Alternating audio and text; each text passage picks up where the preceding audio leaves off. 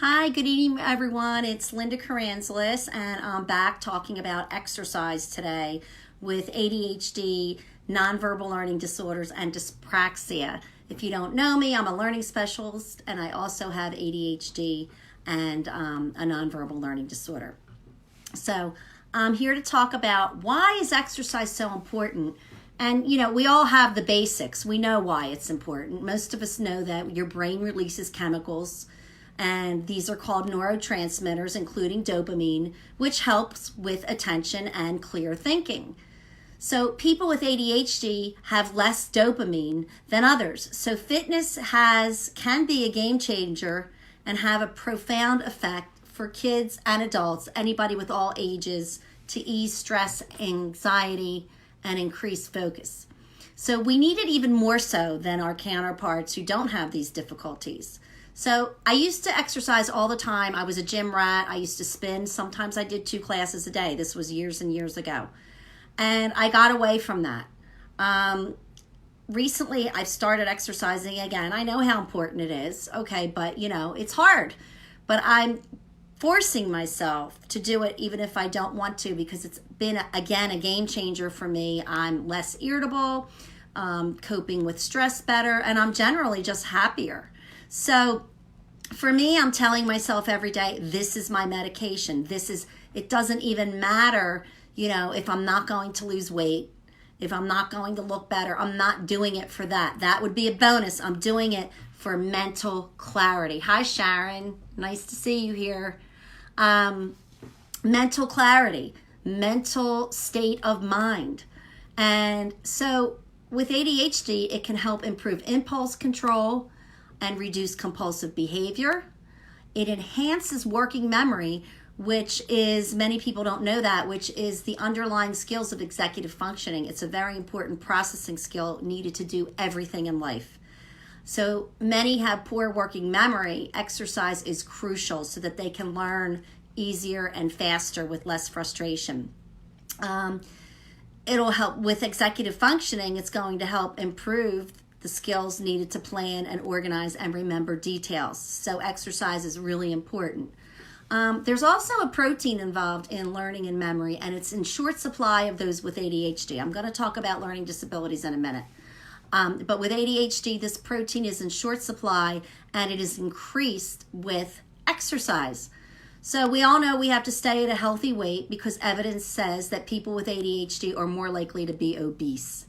And that's because, as well as with learning disabilities, there can be, co-occurring conditions, anxiety, depression, and a lot of frustration and coping with self-disappointment, not being able to meet one's potential and having to work so hard. So what does food do?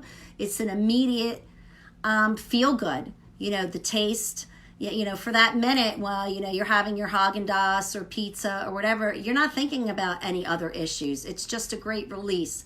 So exercise is really important to help prevent weight, increasing more weight, maintaining it at least, even if you're not losing it. And of course, it's going to reduce, heart disease, diabetes. And this is even more happening with children diabetes today because we have so much overweight, more kids that are overweight in our country now than ever.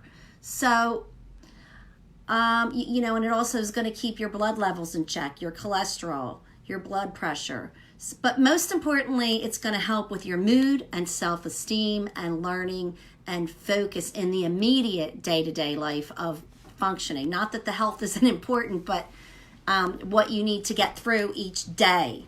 Now, with learning disabilities, and again, it's that whole, we're not just... there's a brain-body connection. We don't have different areas of our body that are in isolation. They're connected together. So with learning disabilities, and especially a nonverbal learning disability, which I have, which includes visual spatial issues, not knowing where your body is in space, can really affect exercise and make it even harder. This is also known with some people that may not have NVLD or may have it with dyspraxia. Which is also, again, moving your body in space and managing your gross motor skills and some fine motor skills. And so it's not always fun to exercise or to play team sports when you have these difficulties with dyspraxia, visual spatial issues, and learning disabilities with processing, like auditory processing, memory, being able to follow directions when you're playing a team sport. A lot of those, individuals that struggle can't retain the directions, can't follow them, they're not focused enough, or there has to be a sequence. So visual spatial problems, dyspraxia, and other learning disabilities with processing skills really affect this. But again, we have to do this. We have to find it and cope with it, because it's going to be a great enhancer and game changer for mood, energy, and mental clarity and learning.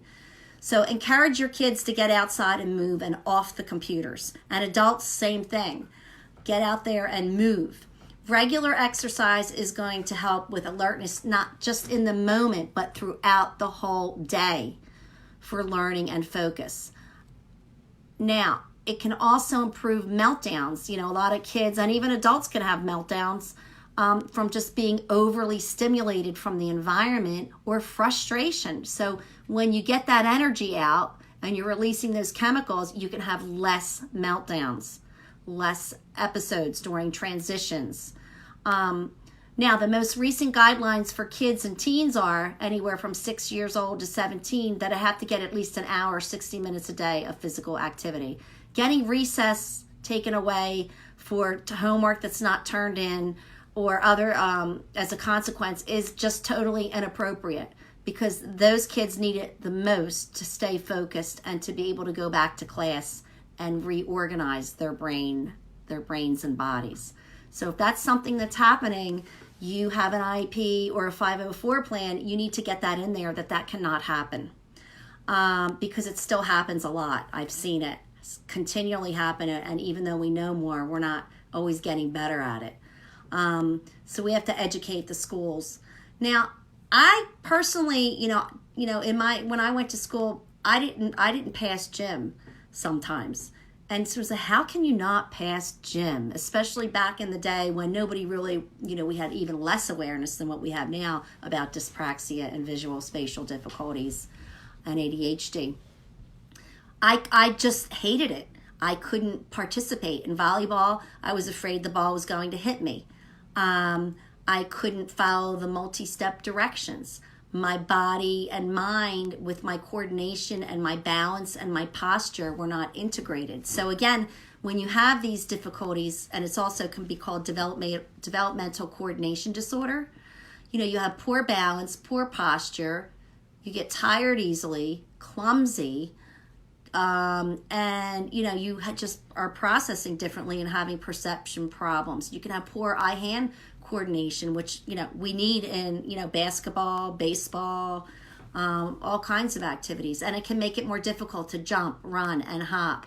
So these symptoms make events like sports or physical education can leave kids and adults feeling left out, depressed, and isolated, because especially with kids, sports is such a big deal, and they can't participate they're often feeling embarrassed, not wanting to be singled out, last one picked on the team, being made fun of.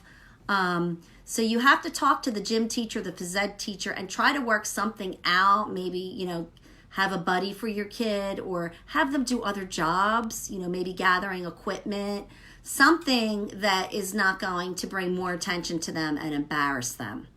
Now, myself, I definitely, and it's hard for adults too, because, as we said, exercise can be difficult for all ages, but like for me, I can't do Zumba, I can't do aerobics. I would love to do line dancing. I would love to learn how to dance, the cha-cha or whatever, like couples dancing. I can't do it. And that leaves me less social opportunity.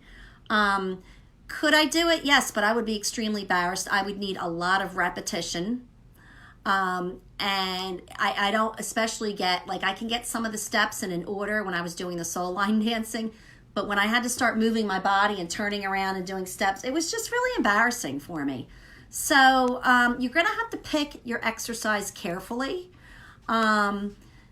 What I suggest is, and you have to start early with your kids as well, because this can be a lifesaver when you find the right kind of movement and getting a lifetime habit of going to the gym. So you have to find things that can be done not so much as team sports. Now this isn't, everybody's different. They're an individual. So some kids or adults that have these problems, they may do very well in sports and have other issues. This is, everybody's an individual. So, one of the things that are really good to do that's easy is walking, going on the treadmill. Some can do track and running because it's not a lot of processing and motor coordination with team sports. Some can, and some can't do track. But these kinds of activities that are isolated, like maybe lifting weights.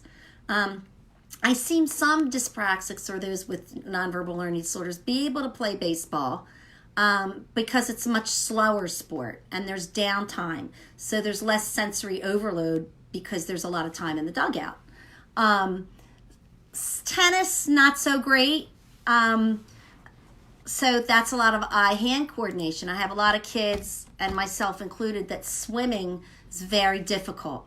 When you swim, you have the whole body sequence there that has to be followed in the correct order. You have to control your body with your mind and coordination. So swimming, I've had a lot of kids that have a hard time swimming and learning how to ride a bike. And some kids not really riding bikes till much, much later on. Myself with bike riding, I can do it if it's quiet. There's not a lot of bikes around me, but I do feel kind of wobbly. You have to be careful. You have to take your time. You definitely can learn to ride a bike, but you just want to be careful and do it in places that aren't overly crowded where you have to navigate, around a lot of people. And turns are kind of hard for me, so going straight. So it can take lots of practice, not that they can't do it, but it's going to take longer. So martial arts can be difficult, but many get better with continual practice, and it's really good for anxiety, and it's really good for social skills. So now here's another point. You can improve your visual spatial processing, dyspraxia, your body movements, but because the brain has neuroplasticity. So you definitely can. Neurons that fire together wire together. So you can improve it, but it takes repetition. If you're a parent or you're an adult, and if it's going to stress you out, you don't want to push yourself, even though you can improve, you're going to do it gradually. I've seen a lot of dads struggle with their kids not into sports, and they're so disappointed. And and some dads are trying to push their kids and thinking they're helping them, and they're not. They're making their kids have extreme anxiety, not want to play. You have to honor your child where they are. Find something else that they can do instead of pushing them into a fear of a comfort zone. They don't have that comfort zone. And, they are at a disadvantage. So you definitely can improve it, but you don't want to push too much. Now, I personally have helped lots of kids ride bikes, learn how to swim, and get better. I use a program called the Interactive Metronome. You can look it up on my website at ADDvantagesLearningCenter.com with 2 Ds. There's a lot of research on this, independent research, and it helps people that have traumatic brain injury. It helps people with Parkinson's, MS, and it's a whole motor movement, and it's based on timing, because our body works on time and processing quicker and faster, and it takes you from an independent level, and you gradually build up. And I have had many kids be able to ride bikes and be able to swim with that and do better in sports. And that's called Interactive Metronome, and I monitor that. I can work with anybody in the country, and I can meet with them online and see what they're doing and show them how to do the movements, and then they do a lot of it at home alone, and I can change the data and the expectations and monitor the program. So that's one thing that can be a game changer, along with finding the right type of exercise that's not going to stress somebody out, but it's going to release those neurotransmitters for focus, learning, and attention, because it definitely improves that. So find something that you like to do or that your kid likes to do. I myself can't really swim, but I love going to the pool, and those weights that you put in the pool, I can move around and do those. They have those long, I don't know what you call them, noodle things that you can hold on to, and kick. You can, hold on to the side of the pool and kick. Make up your own exercises. Because it's really important. And now the gym. I want to talk about the gym. Especially if you have kids, adults need to go to the gym. But if you're a parent looking to help your kid deal with stress and anxiety, because when you have learning difficulties and your brain's wired differently, there's more stress than the average person. It's increased because you have a lot more things to deal with throughout the day that are not going to go smoothly with poor executive functioning. So going to the gym can be a lifetime habit. And if your kid can't really participate in sports at school, this is going to replace that negative with a positive and keep them feeling good about their body and moving.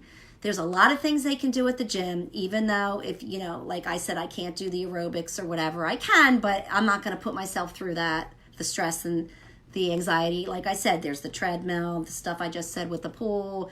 You can lift weights.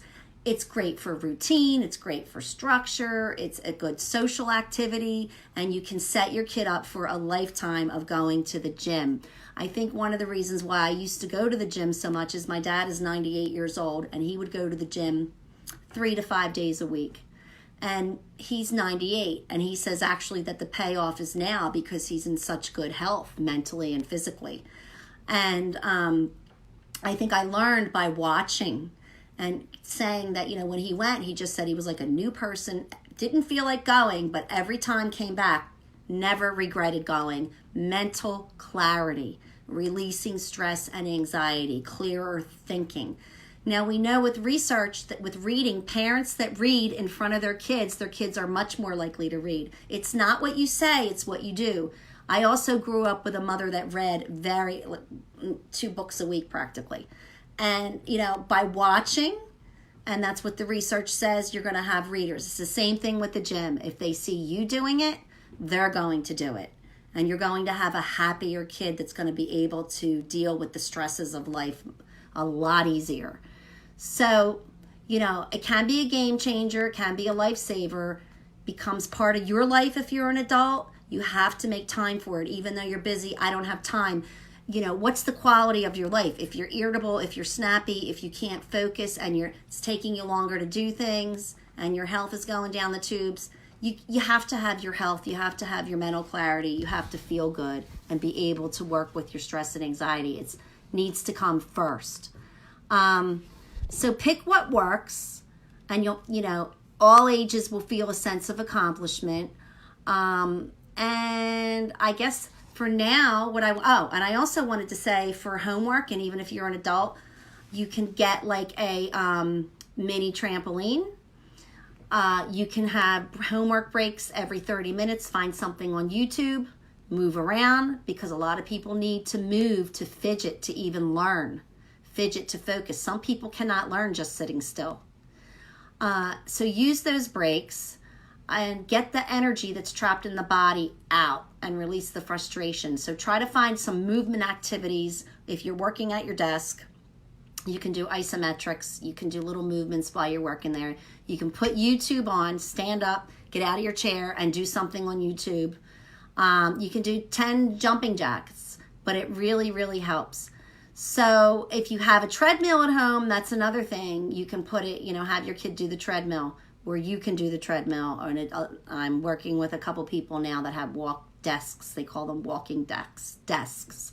So again, I'm Linda Karanzalis. I'm a board-certified cognitive specialist. I have ADHD. I have a nonverbal learning disorder, which comes with visual spatial problems. So I hope that I've helped you. You can go to my website, www.ADDvantages.com with 2 Ds, because there's always advantages, ADDvantagesLearningCenter.com. All the social media stuff is there. You can follow me on Facebook. You can sign up on YouTube, click the little bell, and get the notifications when the videos come out. And I'd love to hear from you. Let me know if this helped you. Let me know if you have any questions. I also have a Facebook group called NVLD Pioneers for children and adults, parents that are coping with NVLD in their life. And you can join that group as well on Facebook. So that's all for tonight. And everybody have a great night. And I hope this helped you.